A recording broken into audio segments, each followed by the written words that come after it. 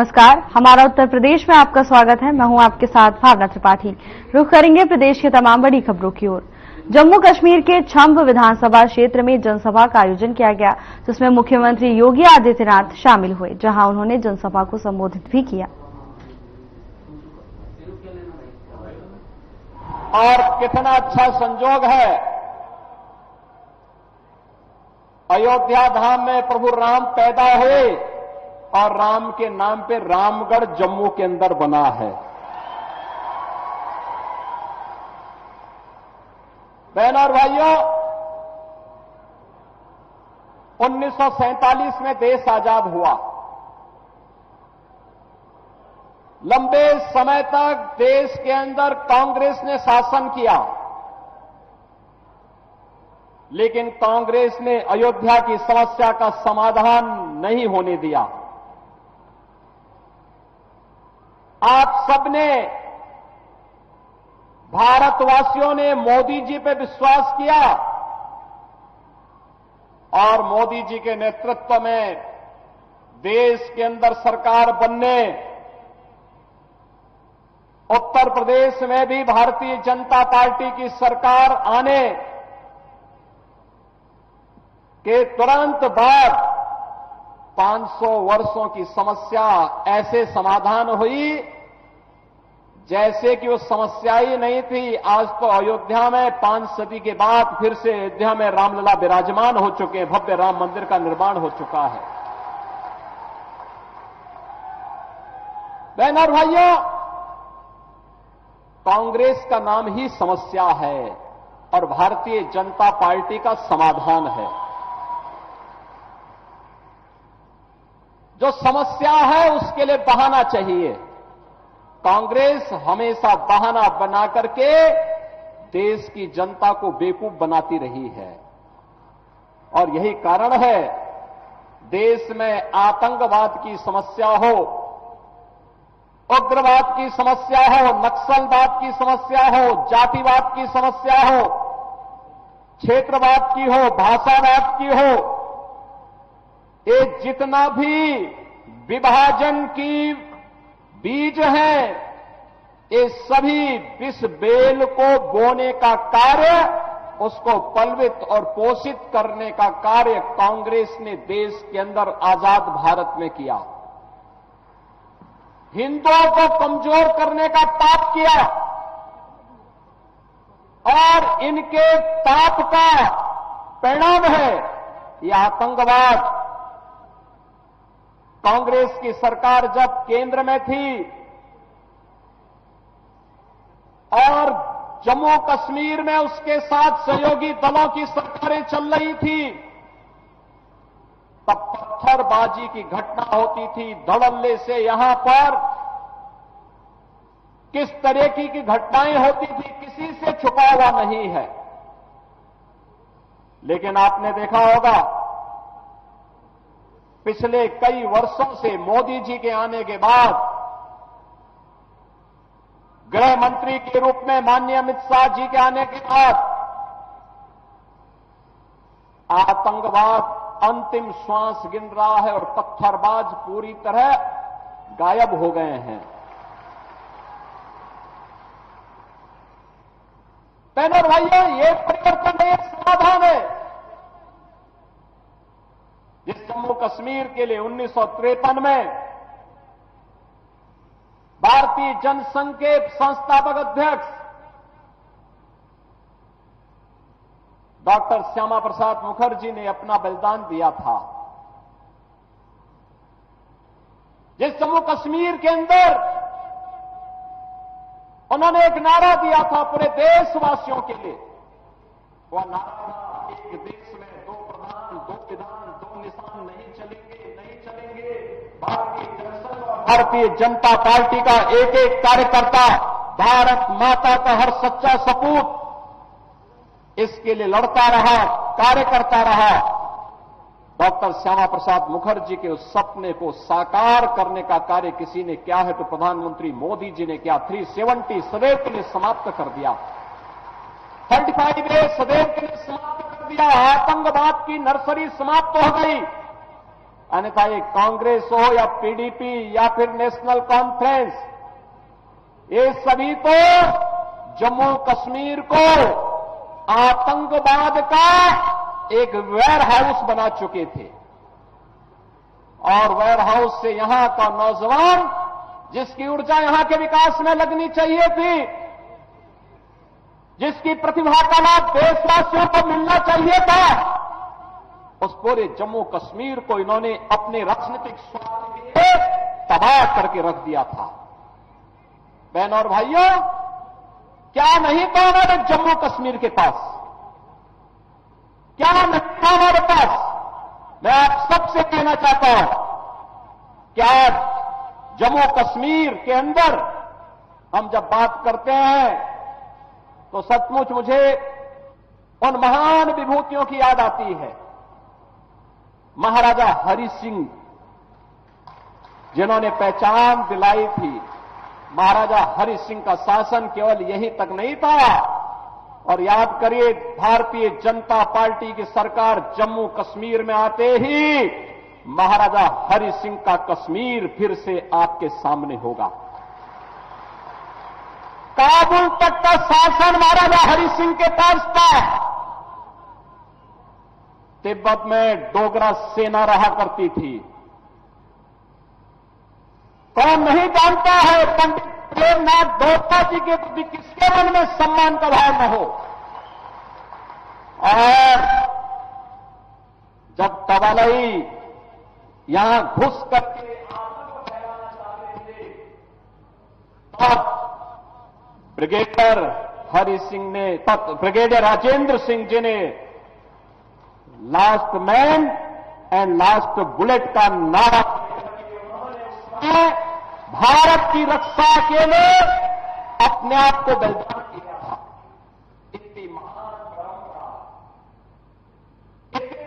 परंपरा जिसने अपने परिश्रम से, अपने पुरुषार्थ से जम्मू कश्मीर को धरती का स्वर्ग बनाया था, जिन्होंने अपने बलिदान से, अपने लहू से सींच करके इस धरती का स्वर्ग जम्मू कश्मीर को बनाया था, आज उसे मजहबी उन्माद का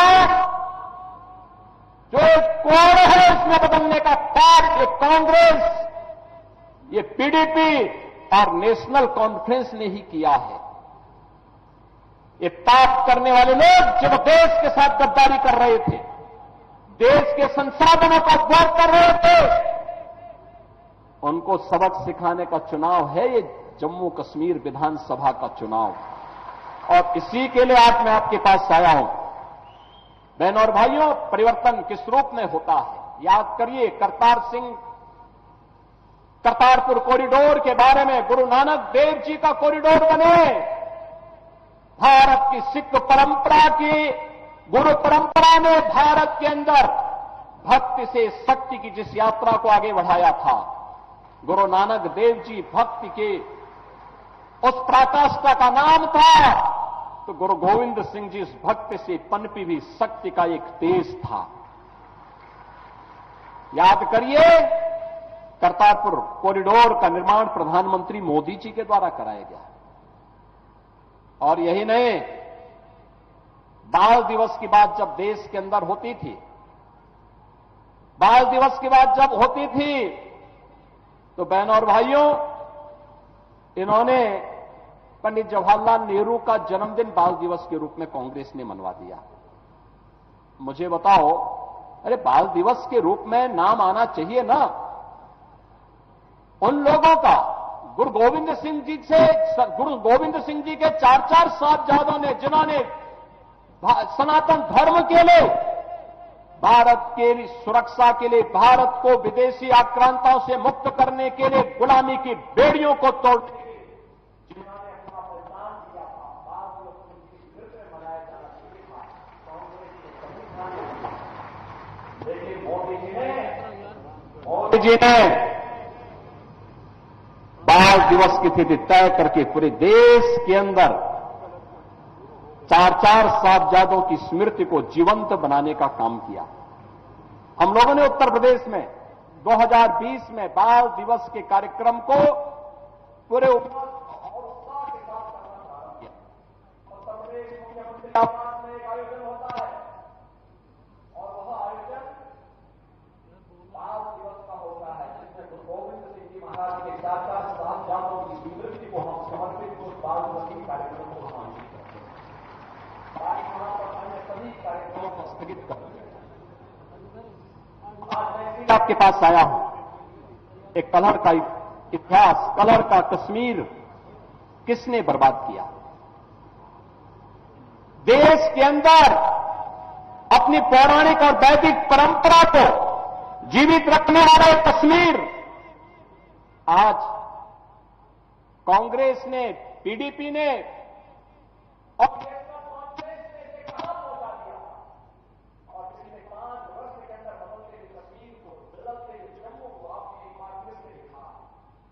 बहनों और भाइयों, आज इन 5 वर्षों में जो बदलाव आपको देखने को मिला है, ये सचमुच एक नए भारत का निर्माण है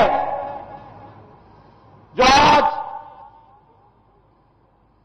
टूरिज्म स्टेट में होकर टूरिज्म का एक बेहतरीन डेस्टिनेशन के रूप में देश और दुनिया को अपनी ओर आकर्षित करता है।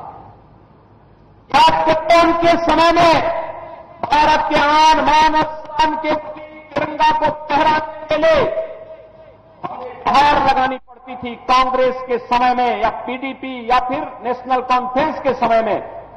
लेकिन आज जम्मू कश्मीर के अंदर G20 के समिट होते हैं, दुनिया आकर के देखती है जम्मू कश्मीर के अंदर की टूरिज्म के डेस्टिनेशन के साथ साथ एक अंतर्राष्ट्रीय स्तर का समिट यहां पर पूरी दुनिया को अपनी ओर आकर्षित करता है। बहनों और भाइयों, एक लंबी परंपरा अमरनाथ की यात्रा इस बार हम देख रहे थे। पहले धमकी आती थी कि अमरनाथ की यात्रा नहीं होने देंगे, पहले धमकी आती थी उनके समय में और वे लोग सहम जाते थे, और अब तो पूरा देश और पूरी दुनिया बाबा बर्फानी के दर्शन करने के लिए अमरनाथ की यात्रा में आता है। धूम धड़ाके के साथ आता है, धूम धड़ाके के साथ जम्मू कश्मीर की सुगंध को लेकर के पूरी दुनिया के अंदर पहुंचाने का काम करता है। माता वैष्णो देवी का दर्शन करने के लिए पूरा भारत आता है, पूरी दुनिया के सनातन हिंदू धर्मावलंबी आते हैं, पूरी श्रद्धा भाव के साथ यहां आते हैं। ये कांग्रेस के लोग, ये नेशनल कॉन्फ्रेंस और ये पीडीपी के लोग, ये राजनीतिक पार्टी नहीं बल्कि प्राइवेट लिमिटेड कंपनियां हैं। प्राइवेट लिमिटेड कंपनियां निवेश करें और उसके माध्यम से उद्योग धंधे चलाएं तो ठीक बात है, लेकिन राजनीति में प्राइवेट लिमिटेड कंपनियां बंद होनी चाहिए, क्योंकि ये राजसत्ता को अपनी बपौती मान करके आम जनता का शोषण करते हैं। और यही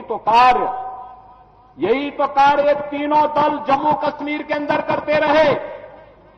इन्होंने यहां दलितों का आरक्षण नहीं देने दिया, इन्होंने यहां पकड़वालों को आरक्षण नहीं देने दिया, इन्होंने यहां पहाड़ियों को आरक्षण नहीं देने दिया, इन्होंने यहां पर मुख्य धारा के साथ यहां से जुड़ी हुई जातियों को जोड़ने के लिए कोई सार्थक प्रयास नहीं किया, बल्कि 1947 में पाकिस्तान से जो लोग, जिनकी संपत्ति वहां छीन ली गई थी, जो लोग भारत के अंदर आए थे, इनको भी उन्होंने नागरिकता नहीं देने दी। और जब मोदी जी ने और अमित शाह जी ने जब इसके लिए कदम उठाया, सिटीजनशिप अमेंडमेंट एक्ट बना करके उसको प्रभावी ढंग से लागू किया, तो उसका विरोध ये सभी दल करते हुए दिखाई दे रहे थे। बहनों और भाइयों, 1990 के दशक कांग्रेस के पाप, नेशनल कॉन्फ्रेंस और पीडीपी के पाप की पराकाष्ठा को भी हमने देखा है। पूरी दुनिया ने देखा है कैसे कश्मीरी पंडितों के साथ बर्बर अत्याचार हुए थे। मानवता का इतना विभत्स पाप उस समय हुआ था। उनके प्रति सहानुभूति व्यक्त करने की बजाय उन दहशतगर्दियों के साथ ये सभी दल खड़े हुए थे। केवल भारतीय जनता पार्टी उस समय उन पीड़ित कश्मीरी पंडितों के साथ खड़ी थी। और मैं आज फिर आपसे कहने के लिए आया हूं, भारतीय जनता पार्टी समाधान का नाम है। जो भारतीय जनता पार्टी कहती है वो करके दिखाती है, और भारतीय जनता पार्टी ने मोदी जी के नेतृत्व में जो कहा सो करके दिखाया है। आज जम्मू कश्मीर में टूरिज्म का बेहतरीन डेस्टिनेशन है, आज बेहतरीन कनेक्टिविटी है, आज यहां पे वर्ल्ड क्लास इंस्टीट्यूशन स्थापित हो रहे हैं। कहीं एम्स है, कहीं आईआईटी है, कहीं आईआईएम है, कहीं सेंट्रल यूनिवर्सिटी है, और यहां पे इन्वेस्टमेंट के लिए भी एक नई धरातल के रूप में, एक नई धरती के रूप में जम्मू कश्मीर यहां के रोजगार के साथ, स्वतः रोजगार के साथ जोड़ते हुए अब तो बिना भेदभाव के शासन की योजना का लाभ भी जम्मू कश्मीर के अंदर मिल रहा है। आप अनुमान करिए, लगभग 2.25 लाख गरीबों को प्रधानमंत्री आवास योजना में एक आवास उपलब्ध हुआ है। पहले पैसा कहां जाता था? ये तीनों परिवार चट कर जाते थे, और फिर इसीलिए तो इनके साल भर में 8 महीने इनके इंग्लैंड में व्यतीत होते थे, यूरोप में घूमते थे लोग। जम्मू कश्मीर की जनता तबाह होती थी, अभाव में ग्रसित थी, और ये लोग यहां के पैसे को लूट करके ऐशो आराम की जिंदगी यूरोप में और इंग्लैंड के अंदर व्यतीत करते थे। बहनों और भाइयों, आज यहां पे फ्री में राशन का लाभ प्राप्त हो रहा है, आयुष्मान कार्ड की सुविधा उपलब्ध हो रही है, बेहतरीन कनेक्टिविटी के साथ हर घर नल की योजना को आगे बढ़ाने का कार्य हो रहा है। यहां पर जो अनेक कार्यक्रम हुए हैं, ये सभी आज नए जम्मू कश्मीर की स्थिति को आप सबके सामने प्रस्तुत करती है। और इसलिए बहनों और भाइयों, जब हम जम्मू कश्मीर की विधानसभा चुनाव की दृष्टि से आज यहां पर एकत्र हुए हैं, यहां पे 2 चरणों के चुनाव संपन्न हो चुके हैं, मैं आप सबसे इसी बारे में कहना चाहता हूं। याद रखना, जम्मू कश्मीर यहां पर चुनाव के माध्यम से दुनिया के अंदर जो संदेश गया है, जो ये लोग कभी राहुल गांधी के रूप में, कभी किसी अन्य रूप में जम्मू कश्मीर के बारे में, भारत के बारे में दुनिया के अंदर दुष्प्रचार करते थे, उसका जवाब जम्मू कश्मीर विधानसभा का चुनाव दे रहा है। भारी संख्या में मतदाताओं का मतदान के लिए उमड़ना चुनाव के प्रति उनके रुझान को दिखाता है कि उन्होंने परिवारवादी राजनीति को, विभाजनकारी राजनीति को तिलांजलि दी है, और वे आज जम्मू कश्मीर के अंदर एक लोकतांत्रिक सरकार चाहते हैं, और लोकतांत्रिक सरकार के माध्यम से विकास की मुख्य धारा के साथ जुड़ करके एक भारत श्रेष्ठ भारत की सजग प्रहरी के रूप में काम करना चाहते हैं। बहनों और भाइयों, शांतिपूर्ण तरीके से चुनाव और भारतीय जनता पार्टी की यहां पर वापसी, याद रखना, पाक अधिकृत कश्मीर भी फिर कश्मीर का ही पार्ट होने वाला है, जम्मू कश्मीर का ही भाग होने वाला है। और यही तो हलचल है पाकिस्तान में। वे अपने लोकतंत्र को बचा नहीं पाए, उनको अपने लोकतंत्र को बचाने के लिए मशक्कत करनी पड़ रही है, और मशक्कत करते करते आज पाकिस्तान इस स्थिति में पहुंच गया है कि वहां पे 1 किलो आटा के लिए भी लाले पड़ रहे हैं। आप देख रहे होंगे, भारत 80 करोड़ लोगों को फ्री में राशन की सुविधा का लाभ दे रहा है, 60 करोड़ लोगों को 5 लाख रुपए हर वर्ष स्वास्थ्य बीमा का कवर देता है। जीवन ज्योति बीमा योजना हो या जीवन सुरक्षा बीमा योजना, 12 करोड़ किसानों को किसान सम्मान निधि का लाभ दे रहा है, 10 करोड़ गरीबों के घर में शौचालय का निर्माण कर दिया है, 10 करोड़ गरीबों को उज्ज्वला योजना का फ्री का सिलेंडर उपलब्ध करवा चुका है। एक तरफ भारत है और दूसरी तरफ पाकिस्तान है, रोटी के लाले पड़ रहे हैं। स्वाभाविक रूप से भिखमंगा पाकिस्तान आज अपने आप को नहीं संभाल पा रहा है। कहीं पर पाक अधिकृत कश्मीर उससे अलग होने की आवाज उठा रहा है। तो कह रहा है कि हमें भी तो अधिकार था जम्मू कश्मीर के चुनाव में भाग लेने का, और जम्मू कश्मीर के चुनाव के साथ पाक अधिकृत कश्मीर में भी, मुर्शिदाबाद में भी अगर चुनाव होता ना तो और अच्छा संदेश जाता। लेकिन संदेश आपको देना है इस चुनाव के माध्यम से। दूसरी तरफ बलूचिस्तान अलग से कह रहा है, वो कह रहा है कि पाकिस्तान से हमारी केमिस्ट्री तो मिलती ही नहीं है, हमारी केमिस्ट्री उससे मिलती ही नहीं है, क्योंकि पाकिस्तान तो मानवता का दुश्मन है, ये मानवता का एक कैंसर है। इस कैंसर से दुनिया को मुक्ति मिलनी ही चाहिए, और उस मुक्ति के लिए हम सब आपके पास आए हैं कहने के लिए। बहनों और भाइयों, जब हम आपके पास यहां पर आए हैं, मैं केवल आपके माध्यम से कांग्रेस के नेता श्री राहुल गांधी से कुछ प्रश्न करना चाहता हूं। मैं पूछना चाहता हूं उनसे कि जो नेशनल कॉन्फ्रेंस ने जम्मू कश्मीर के लिए अलग झंडे की बात कही है, क्या वह उसका समर्थन करते हैं? क्या राहुल गांधी 370 और 35A को वापस ला करके जम्मू कश्मीर को फिर से अशांत और आतंकवाद के युग में धकेलने की नेशनल कॉन्फ्रेंस की मांग का समर्थन करता है? क्या कांग्रेस कश्मीर के युवाओं की कीमत पर पाकिस्तान के साथ वार्ता करके फिर से अलगाववाद को बढ़ावा देने का समर्थन करती है? क्या कांग्रेस पार्टी पाकिस्तान के साथ एलओसी ट्रेड शुरू करने के नेशनल कॉन्फ्रेंस के निर्णय से फिर से बॉर्डर पार से आतंकवाद का पोषण करने का समर्थन करती है? क्या कांग्रेस आतंकवाद और पत्थरबाजी की घटनाओं में शामिल लोगों के परिजनों को फिर से सरकारी नौकरी में बहाल करके आतंकवाद, दहशतगर्दी और बंद के दौर को फिर से लाने का समर्थन करती है? क्या Congress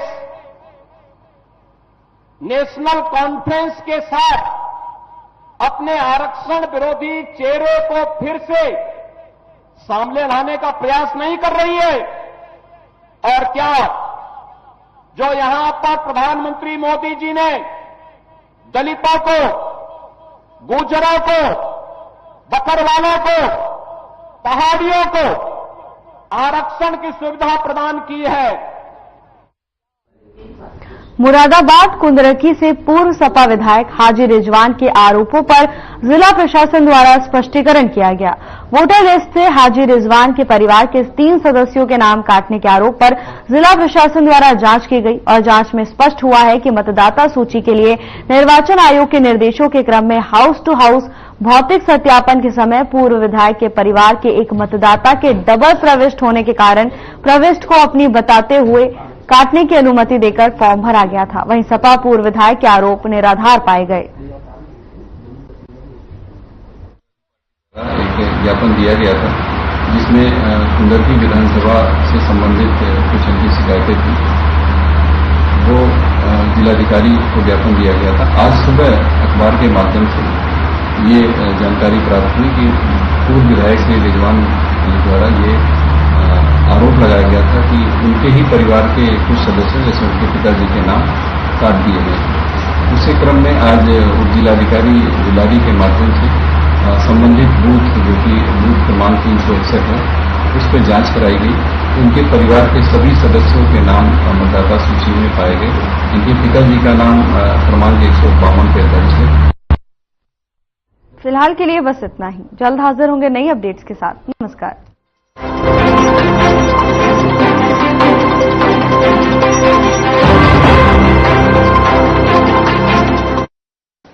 This channel is Shri Brijmohan